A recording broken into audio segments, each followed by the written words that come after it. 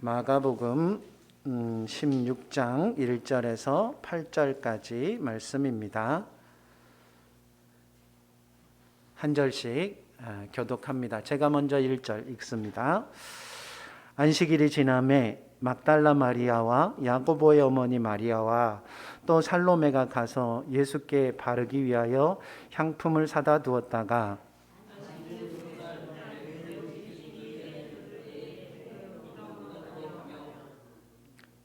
서로 말하되 누가 우리를 위하여 무덤 문에서 돌을 굴려주리요 하더니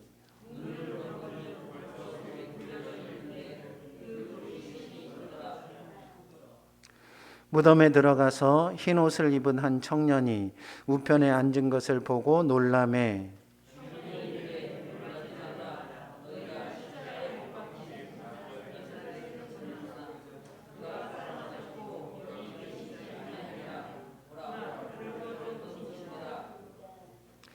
가서 그의 제자들과 베드로에게 이르기를 예수께서 너희보다 먼저 갈릴리로 가시나니 전에 너희에게 말씀하신 대로 너희가 거기서 배우리라 하라 하는지라.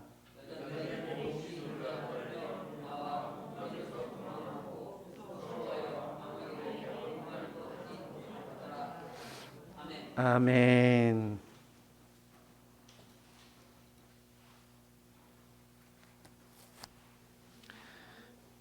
오늘은 정말 기쁜 부활절입니다. 예수님이 우리 위해 죽으셨다가 다시 부활하신 날인데요. 이게 얼마나 기쁜 날이냐면 로또 1등 당첨된 것보다 더 기쁜 날입니다. 여러분 로또 1등 당첨되시면 지금 이렇게 점잖게 앉아 계실 거죠? 네.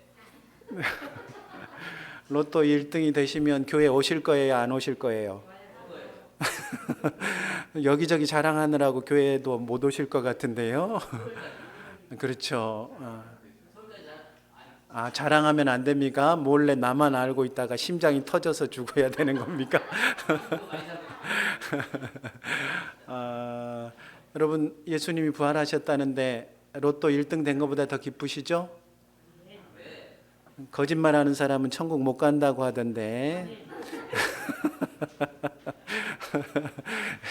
지금 로또 1등 된 것보다 안 기쁜 사람은 천국 다 못 갈 수도 있습니다.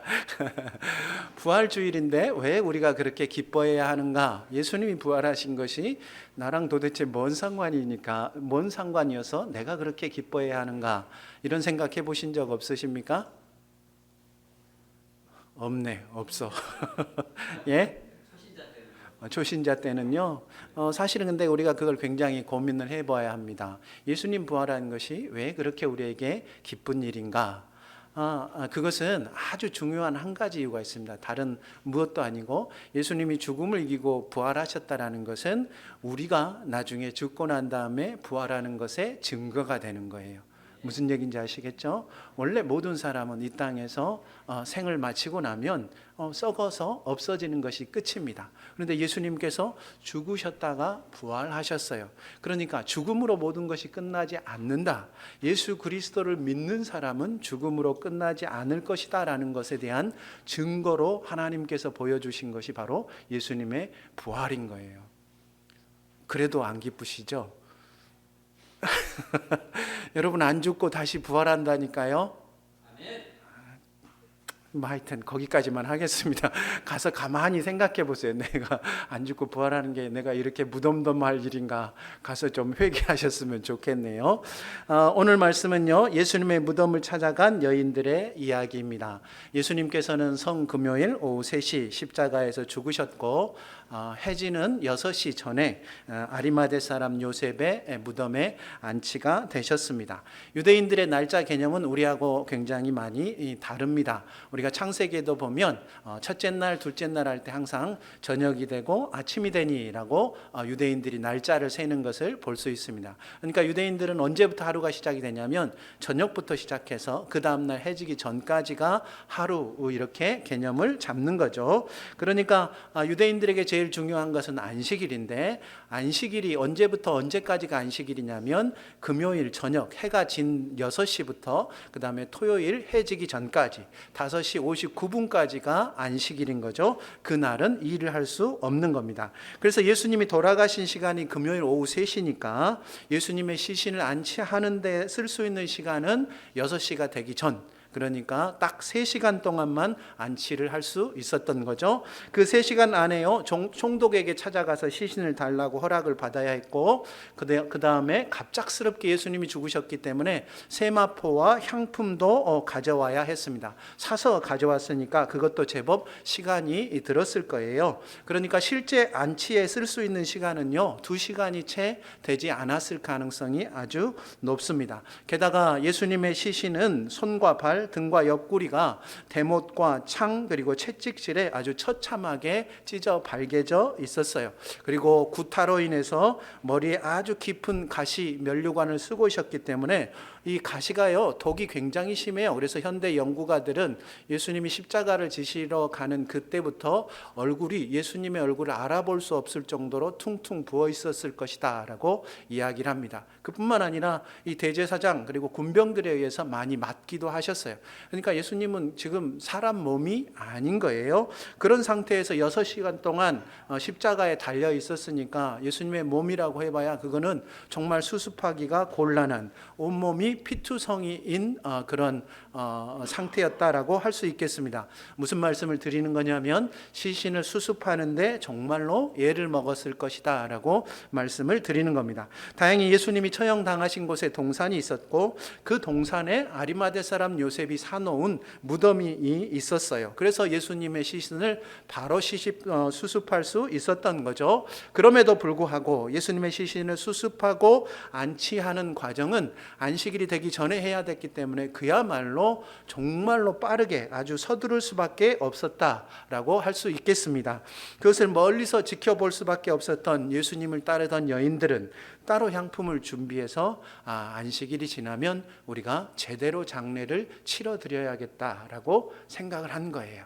그러니까 막 정신없이 이렇게 장례를 지내는 것을 멀리서만 보고 그 다음에 이래서는 안 되지 하고 안식일이 지난 다음에 장례를 치르기 위해서 준비해서 나왔다 할 수 있습니다. 오늘 말씀 1절 2절 말씀인데요, 우리 함께 읽습니다. 1절 2절입니다. 시작. 안식일이 지남에 막달라 마리아와 야고보의 어머니 마리아와 또 살로메가 가서 예수께 바르기 위하여 향품을 사다 두었다가 안식 후 첫날 매우 일찍이 해 돋을 때에 그 무덤으로 가며. 아멘. 시간이 중요하죠. 언제 향품을 샀냐면 안식일이 지난 다음에 향품을 샀다 그랬으니까 토요일 저녁이 시작되어지자마자 이들이 향품을 산 거예요. 그렇지만 예수님을 장사 지낸 이 무덤은 성 밖에 있는 거예요. 캄캄한 곳이고 공동묘지가 있는 곳이기 때문에 갈 수 없는 아주 위험한 곳이었어요. 그래서 안식일이 지난 그 다음 날 새벽에 동이 트자마자 동틀 무렵부터 이들이 향품을 가지고 예수님의 무덤으로 가게 된 것입니다. 그렇게 찾아간 예수님의 무덤에서 우리가 해마다 부활절마다 듣는 그 이야기를 이 사람들이 발견합니다. 무덤은 비어있고 그 안에 흰 옷을 입은 한 청년이 있었는데 그가 예수님께서 살아나셨다라는 이야기를 여인들에게 전해줍니다. 여인들이 예수님의 부활의 첫 증인이 되어졌다, 그런 이야기입니다. 예수님의 부활 사건은요 마태, 마가, 누가, 요한복음, 사복음서 전부에 나옵니다. 그래서 각 복음서들은 예수님이 부활하셨다라는 사실만은 다들 똑같이 증언하고 있는데 세부적인 이야기에서는 약간씩 차이가 있습니다. 이를테면 오늘 말씀 마가복음에서는요 한 청년이, 저처럼 흰옷을 입은 청년이, 그렇다고 제가 천사는 아닙니다, 흰옷을 입은 청년이 예수님이 부활하셨다라고 말을 했는데 요한복음에서는 천사들이 그렇게 알려주었다라고 이야기를 합니다. 어떤 사람의 눈에는 흰옷을 입은 청년이 청년으로 보였고 어떤 사람의 눈에는 뭘로 보인 거예요? 네, 천사로 보였습니다. 제가 천사로 보입니까? 목사로 보입니까? 아직 여러분의 신앙이 부족하군요. 제가 볼 때는 틀림없이 제가 목사로 보인 사람들은 이번 고난주간을 허투루 보내신 분들이에요. 은혜가 아직 그 마음에 충만히 임하지 않아서 아직 목사로 보이는 거죠. 사실 여러분이 제대로 은혜 가운데 지냈다면 천사로 보였을걸요. 날개 보여드려요? 여러분이 너무 근엄하셔서 제가 이렇게 재롱을 좀 떨어봅니다. 어쨌든 그렇게 세부적인 부분에 있어서는 복음서들이 조금씩 다르다라고 이야기합니다. 그것이 조금 이상한 일은 아닙니다. 같은 사건을 경험해도 보는 사람에 따라서 조금씩 다르게 보고 다르게 느끼는 겁니다. 만일 여러 사람이 한 사건을 보았는데 그들이 하는 말이 한자도 틀리지 않고 똑같았다, 그러면 그걸 뭐라 그래요? 짰다 그러는 거예요. 그게 조작이라는 거예요. 말을 다 맞췄기 때문에 말이 하나도 안 틀린 거죠. 그런 이유로 예수님이 부활하셨다라는 이 이야기를 기록한 4개의 복음서의 이야기는 오히려 더 믿을만하다라고 우리가 할 수 있겠습니다. 그런데 세부적인 차이를 보이고 있는 이 4복음서가 한 목소리로 증언하고 동일하게 증언하는 것이 몇 가지가 있는데, 그 중에 하나가 바로 여인들이 예수님의 부활을 가장 먼저 알게 되어졌다, 이 사실을 빼놓지 않고 이야기하고 있다는 것입니다. 여인들이야말로 부활의 첫 증인이었다. 이것을 모든 성경이 동일하게 이야기하고 있는 것입니다. 우리야 이것이 이상하게 느껴지지 않습니다. 지금이야 여인들이 부활의 첫 증인이 됐구나 하고 끝나겠지만, 당시에는 그렇게 생각할 수 없는 이야기예요. 왜냐하면 당시에는 여인들을 사람으로 취급하지 않았기 때문입니다. 유대인들은요, 날마다 하나님 앞에 아침 저녁으로 기도를 드렸는데, 그 기도 가운데 빠지지 않고 드려지는 기도가요, 하나님, 나를 여자로 태어나지 않게 해주셔서 감사합니다, 이런 기도가 있었어요. 여러분, 그런 기도 드려보신 적 있습니까? 근데 유대인들은 그렇게 기도를 했어요. 그 기도문이 아직까지 우리 가운데 내려오고 있어요. 사람을 셀 때에도요, 여자와 아이는 빼고 세웠고, 여인의 증언은 아무리 생생하고 직접 목격하였더라도 법적으로 증거로 쓸 수 없는, 증거 능력이 없는 그런 상태였습니다. 그러니까 누군가가 예수님이 부활하셨다라는 사실을 증언하기 위해서 복음서를 기록했다면 절대로 하지 말아야 하는 일이 뭐겠습니까? 여인들이 부활의 첫 증인이다 라는 말은 절대로 하지 말아야 돼요. 이게 오늘날로 치자면 이런 거랑 비슷한 겁니다. 예수님이 부활하시는 전무후무한 역사에서 유일한 일이 일어났는데, 그것을 본 사람이 유치원 애들 5명이었다. 그리고 그 옆에 개 2마리도 그것을 봤다. 그러니까 믿어라. 믿어지십니까? 애들이 본 거예요. 애들 5이 우리가 봤어요. 우리 강아지 민키도 민키 이모가 안 왔지만 민키도 봤어요, 이렇게 얘기했다는 거예요. 이걸 믿으라는 거예요, 말라는 거예요? 우리가 그 이야기를 듣는다면 이건 믿으라는 말이 아니고 믿지 말으라는 말이다라고 생각하기가 쉽겠습니다. 그런데도 불구하고 복음서, 그것도 4복음서 모두가 예수님의 부활의 첫 증인으로 여인들을 내세우고 있는 것입니다. 그 사실이 우리에게 들려주는 명확한 것 하나는, 적어도 복음서를 쓴 이 4사람은 사람들을 속일 생각이 1도 없었다. 그거 하나만은 분명하게 알 수 있는 거예요. 예수님이 부활하셨는지 안 하셨는지는 내가 모르겠고, 그거는 모른다고 쳐도 적어도 이 복음서를 쓴 사람들은 사람 속일 생각은 없었구나, 그거를 분명하게 알 수 있는 것입니다. 그렇다면 복음서는 왜 그리도 사회적으로 없는 사람 취급당하는, 법적인 증언 능력조차 없는 여자들을 첫 번째 부활의 증인으로 내세웠을까? 간단합니다. 그게 사실이기 때문에 그런 거예요. 예수님은 부활하셨고 여인들이 부활하신 예수님을 처음 만났기 때문에 그 사실을 빼고는 예수님이 부활하셨다는 이야기를 쓸 수가 없었던 것입니다. 여인들이 증인이라고 하면 못 믿을 것이라는 것을 뻔히 알면서도 그것이 사실이니까 그렇게 쓸 수밖에 없었다는 거예요. 복음서 저자들도 쓰고 싶어서 쓴 게 아니고 어쩔 수 없이 그렇게 쓸 수밖에 없었다, 그 얘기입니다. 여러분, 예수님은 부활하셨고 부활하신 예수님을 여인들이 처음 만나서 그렇게 썼다라는 것, 그 사실을 여러분 꼭 믿으시기를 우리 주님의 이름으로 축원합니다. 성경의 증언은요 너무나 사실입니다. 여러분 이거를 마음에 꼭 믿으셔야 되겠습니다. 그러니 사실 우리가 물어야 하는 질문은요, 왜 성경이 아무 증거 능력이 없는 여인들을 예수님의 첫 번째 번째 부활의 증인으로 내세웠느냐가 아니라 도대체 이 여인들이 누구이기에 부활하신 예수님을 처음 만나는 그 영광을 누릴 수 있었느냐, 이거를 사실은 우리가 질문을 해야 하는 거죠. 도대체 이 여인들이 누구일까요? 이 여인들은요, 예수님의 사역 내내 예수님과 제자들의 뒷바라지를 한 여인들입니다. 누가복음 8장 2절 3절 말씀 우리 함께 읽습니다. 참고 말씀 첫 번째이죠. 참고 말씀 첫 번째, 누가복음 8장 2절 3절 말씀 함께 읽습니다. 시작.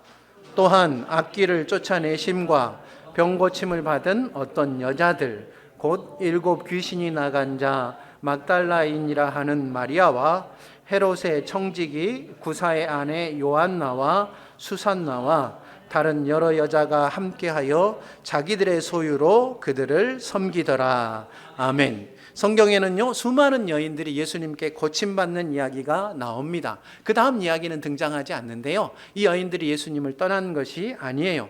이 여인들은 예수님이 베풀어 주신 그 은혜와 사랑을 잊지 못하고 예수님을 따르며 예수님의 사역 기간 내내 물심양면으로 예수님을 뒷바라지합니다. 제자들이 앞에서 예수님을 따르는 사람들이었다면 이 여인들은 보이지 않는 곳에서 예수님을 섬긴 사람들이었다라고 할 수 있는 거죠. 그들은 예수님께서 예루살렘으로 올라가시는 길에도 예수님을 따라 올라왔고요, 예수님이 잡히시고 고난 당하던 순간, 절망에 빠진 제자들이 예수님을 버리고 다 도망가던 그 순간에도 십자가 주위에 머무릅니다. 그리고 마침내 예수님께서 죽으시고 무덤에 안치되신 그 이후에도 그들은 예수님의 시체 남아 깨끗하게 장례를 지내기 위해 그들이 할 수 있는 가장 빠른 시간, 안식 후 첫날 꼭두 새벽에 예수님의 무덤을 찾아간 것입니다.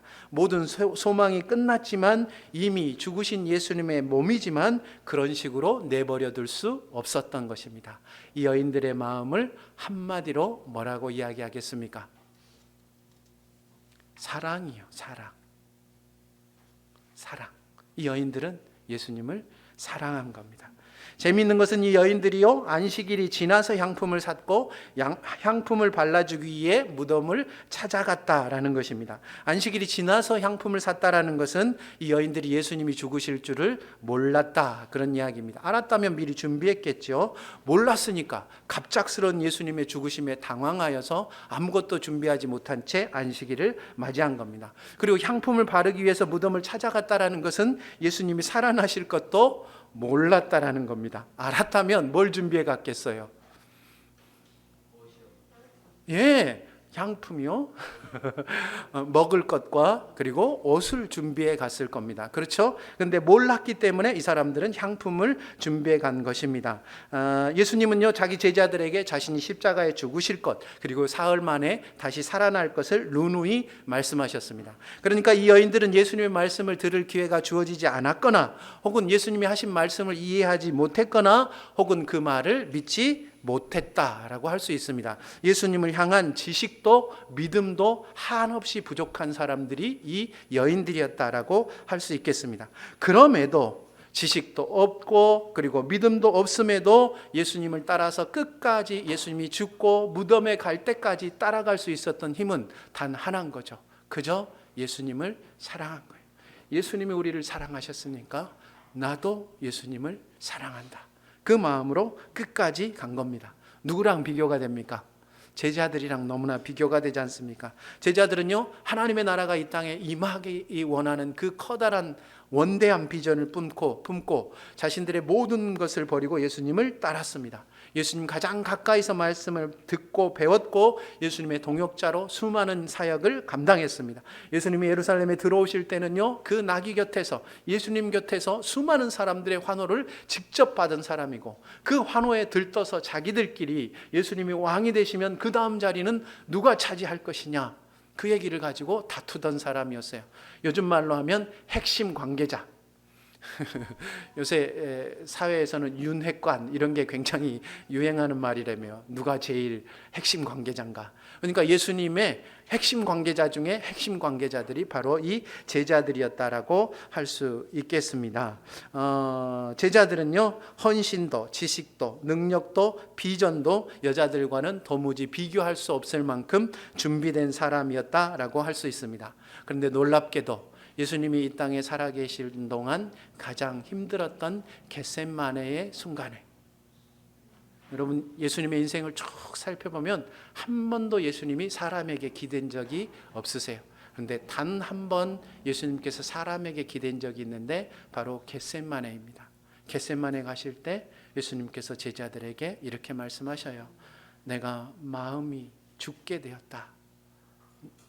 나 혼자 두지 말고 너희도 같이 깨어서 나를 위해서 기도해 주라. 사람에게 기댄 거예요. 그죠? 제자들에게 기댄 거예요. 3년 동안 동고동락했으니 기댈만 하잖아요. 그죠? 딱 한 번 기댔어요. 근데 놀랍게도 제자들은 그 시간에 뭘 했어요? 잤어요. 잤어요. 잘 잤어요. 푹 잤어요. 깊이 잤어요. 예? 왜 갑자기 급발진을 하십니까? 잤단 말이에요. 예수님이 딱 한 번 손을 내밀었는데 그 손을 매몰차게 뿌리친 게 제자들이었다라고 이야기합니다. 그리고 놀랍게도 예수님이 붙잡히는 그 순간에 그들은 예수님을 버리고 달아났고, 십자가 처형의 순간에는 어디에도 제자들의 모습을 찾아볼 수가 없었습니다. 그들은 모든 면에서 예수님의 사역을 이어받을 준비가 된 사람들이었지만 단 한 가지 부족한 것이 있었어요. 뭐가요? 사랑이 없었던 거예요. 그죠? 예수님이 얼마나 아픈지, 얼마나 힘든지, 얼마나 외로운지 알았다면 처음으로 기대려고 하는 예수님의 손을 그렇게 매몰차게 뿌리칠 수 있었겠습니까? 사랑이 없었던 거예요. 그러니 부활하신 주님을 여인들이 처음으로 만난 이야기, 이 마가복음의 이야기는 예수님을 끝까지 따라가서 부활의 기쁨을 맛보기 위해 우리에게 무엇이 필요한가에 대하여 마가가 우리에게 들려주는 이야기입니다. 예수님을 끝까지 따라가서 부활의 기쁨을 맛보려면 우리에게 단 한 가지가 필요한데 그것은 사랑이다. 예수님을 향한 사랑이다라고 말씀하고 있는 것입니다. 사도 요한은요, 이것을 다른 이야기로 우리에게 들려줍니다. 요한복음 21장 18절 19절 말씀 함께 읽습니다. 요한복음 21장 18절 19절 말씀입니다. 시작. 내가 진실로 진실로 내게 이르노니 내가 젊어서는 스스로 띠띠고 원하는 것으로 다녔거니와 늙어서는 내 팔을 벌리리니 남이 내게 띠띠우고 원하지 아니하는 곳으로 데려가리라. 이 말씀을 하심은 베드로가 어떠한 죽음으로 하나님께 영광을 돌릴 것을 가리키심이로라. 이 말씀을 하시고 베드로에게 이르시되 나를 따르라 하시니. 아멘. 부활하신 주님이요 베드로에게 하신 말씀입니다. 베드로가 예수님을 위해 십자가에 달려 죽을 것을 미리 예언하신 거죠. 그렇게 나를 따르라 라고 말씀하셨으니까 너는 십자가에서 죽을 거야. 그러니까 너는 나를 따라와 라고 말하셨다는 것은 십자가를 지고 끝까지 예수님을 따르라, 그런 말씀입니다. 그런데 우리가 잘 아는 것처럼 베드로는 예수님이 십자가 지실 때 3번이나 예수님을 부인하고 저주한, 십자가를 지고 따르는데 완벽하게 실패한 사람입니다. 그것도 며칠 전에 그 일이 있었어요. 그런데도 불구하고 예수님께서는 도대체 무슨 생각으로 좀 전에 완벽하게 실패한 베드로에게 다시 십자가를 지고 죽기까지 나를 따르라 라고 말씀하셨을까요? 이 말씀 앞에요, 우리가 너무도 잘 아는 예수님의 3번의 질문이 등장합니다. 요한의 아들 시몬아, 네가 나를 사랑하느냐? 주님, 그러하나이다. 요한의 아들 시몬아, 네가 나를 사랑하느냐? 주님, 그러하나이다. 내가 주님을 사랑하는 줄 주께서 아시나이다. 요한의 아들 시몬아, 네가 나를 사랑하느냐? 주님 모든 것을 아시오매 내가 주님을 사랑하는 줄 주께서 아시나이다. 부활하신 주님은 십자가 지고 주님을 따르는데 실패한 베드로에게 단 한 가지만 물으셨어요. 네가 나를 사랑하느냐? 십자가 지고 예수님을 따라가는데 필요한 단 한 가지, 그것은 바로 주님을 사랑하는 마음이다 라고 이야기하는 겁니다. 우리가 십자가를 지고 주님을 따르는데 실패할 때마다 우리 마음에 부족한 것은 다른 무엇도 아닌 바로 이 사랑인 거예요. 우리가 주님을 사랑하지 않아서 그런 겁니다. 도대체 이 사랑은 어디서 올까? 오늘 말씀 7절 함께 읽으시죠. 오늘 말씀 7절입니다. 시작. 가서 그의 제자들과 베드로에게 이르기를 예수께서 너희보다 먼저 갈릴리로 가시나니 전에 너희에게 말씀하신 대로 너희가 거기서 배우리라 하라 하는지라. 아멘. 예수님이 부활하셨음을 천사가 알려주죠. 이 청년이 알려줍니다. 그리고 여자들에게 그 소식을 제자들에게 전하라 라고 하는 거죠. 그런데 오늘 말씀에 보니까 제자들과 베드로에게 전하라 라고 이야기합니다. 베드로도 분명 제자니까 사실은 제자들에게 전하라 라고 해도 충분했을 겁니다. 그런데도 예수님은 천사를 통해서 제자들과 특별히 베드로에게 전하라 라고 말씀하셨습니다. 왜 콕 집어서 베드로의 이름을 거론했을까? 우리는 예수님을 은 30에 판 가룟 유다가 그 마음의 죄책감을 이기지 못하여 스스로 목을 맨 것을 알고 있습니다. 그러니 예수님의 수제자이면서도 내가 죽을지언정 주님을 따르겠나이다 라고 예수님께 고백을 하고서도 예수님을 부인하고 저주까지 한 이 베드로, 그도 가룟 유다와 같은 선택을 할 가능성이 몹시 높았다라고 할 수 있겠습니다. 혹은 그렇게 극단적인 선택을 하지 않았더라도 베드로는 그 남은 평생을 남의 눈을 피해 다니는 도망자로 자신을 숨긴 채 후회와 눈물로 생을 마감했을 겁니다. 사망의 음침한 골짜기를 베드로는 헤맸을 거예요. 예수님은 그것을 알기에 콕 집어서 베드로에게 그 소식을 전하라 라고 말하는 겁니다. 이게 뭡니까? 고양이 쥐 생각하는 거예요. 예수님은 본인 스스로가 십자가의 그 모진 고통과 죽음을 다 당하시고 이제 막 부활하셨으면서도 예수님을 부인하고 배반한 그 마음의 가책 때문에 너무도 괴로워하고 있을 베드로가 걱정이 된 것입니다. 그래서 베드로에게 꼭 전하라고 한 거예요. 예수님의 마음에는 뭘로 가득했어요? 베드로를 향한 사랑으로 가득한 겁니다. 예수님이 베드로에게 나를 따르라 하시기 전에 3번씩이나 사랑을 물으셨다라고 했잖아요. 3번씩이나 예수님을 부인한 베드로가 예수님이 3번씩이나 물어보니까 몹시도 곤혹스러웠을 겁니다. 그럼에도 불구하고 예수님께서 3번씩이나 물으신 이유도 우리도 잘 알고 있습니다. 그것도 사랑 때문입니다. 누군가를 진심으로 사랑하는 사람만이 상대방에게 사랑을 물을 수가 있습니다. 엄마가 애들한테 이렇게 묻죠. 엄마 사랑해?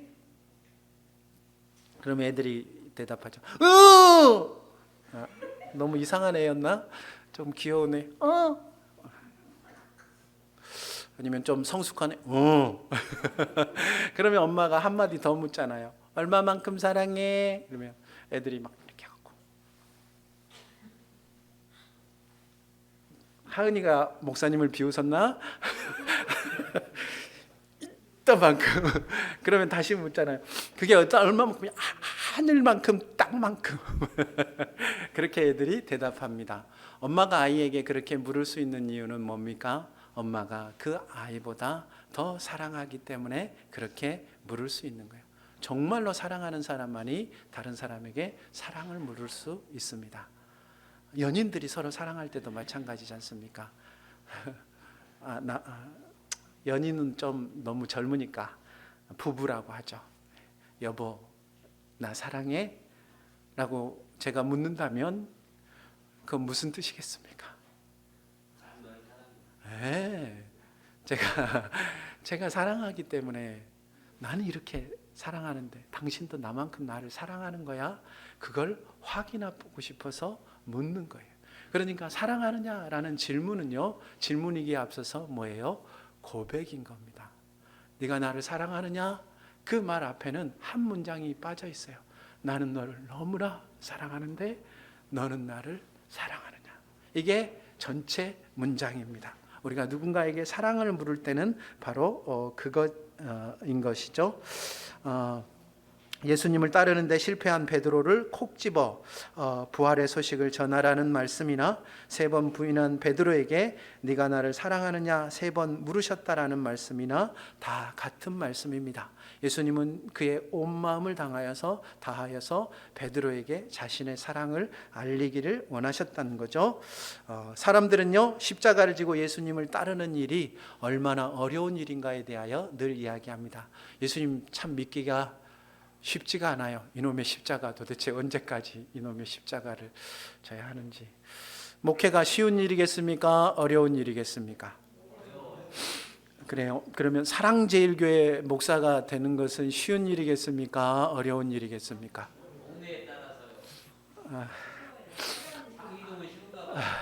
우리 교회 목사가 되는 일은, 목사로서 섬기는 일은 쉬운 일이겠습니까? 어려운 일이겠습니까? 그래요? 한 번만 더 물어봐야지. 겁나 어려운 일이겠습니까?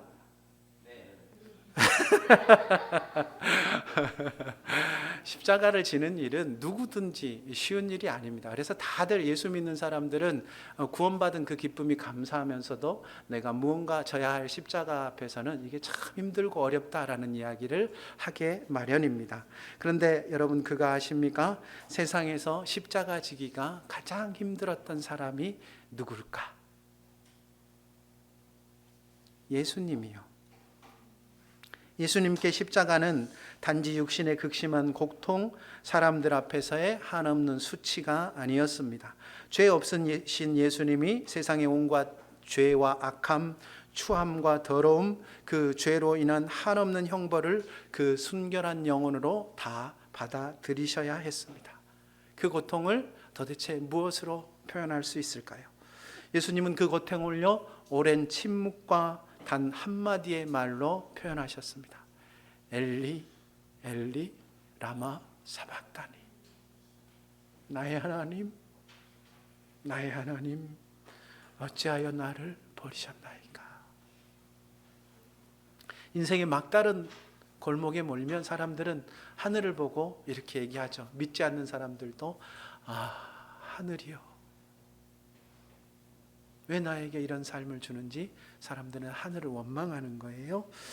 우리 믿음이 있는 사람들은 이렇게 고백합니다. 내 하나님 내 하나님 어째서 나를 이렇게 버리십니까?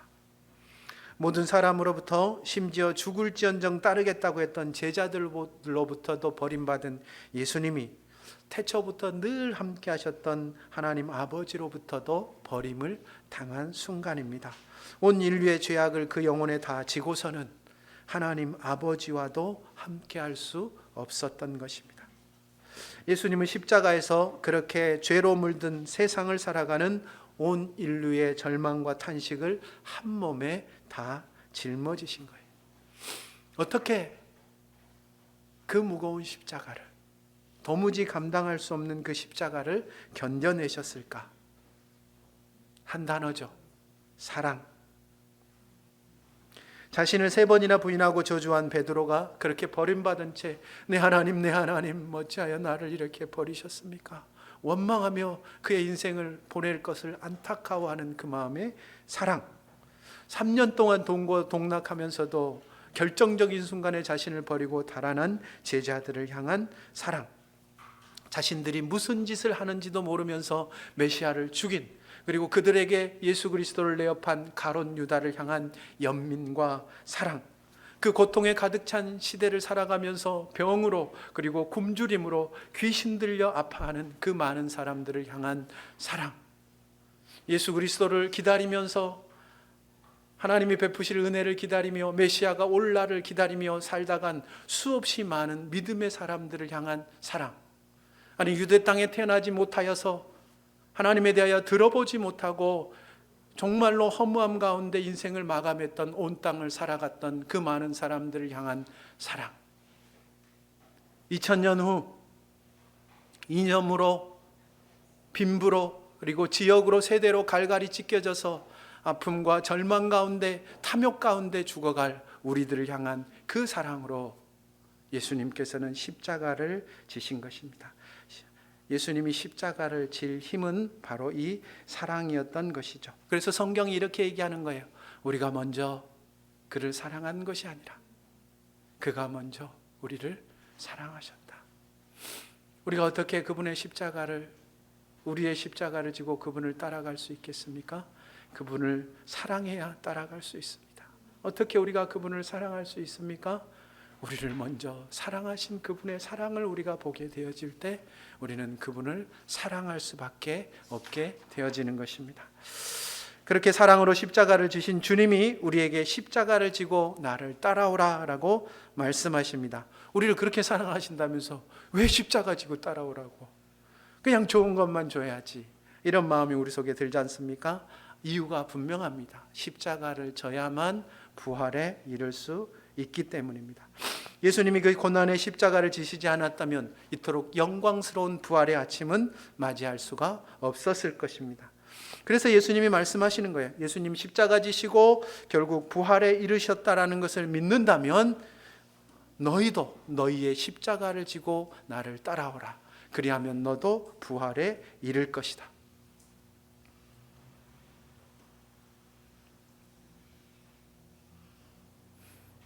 여러분 뒤에 예수님이 맡겨주신 십자가가 아직 그대로 있습니까?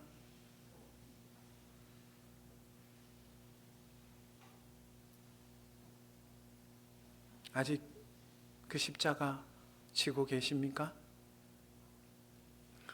인생의 막다른 곳이 조만간 우리 앞에 닥쳐올 터인데 인생 사는 동안 주님이 맡기신 십자가가 없는 사람은 영광스러운 생명의 부활이 아니라 저주받은 심판의 부활로 나가게 될 것입니다. 여러분 십자가 지기가 두려우시다면 부활의 영광을 생각하십시오. 그래도 십자가가 싫으시다면 그 십자가에서 죽으신 예수님의 사랑을 기억하십시오. 그리고 예수님을 사랑하십시오. 그 사랑이 능히 십자가 지고 부활에 이르게 하실 줄 믿습니다. 기도하겠습니다.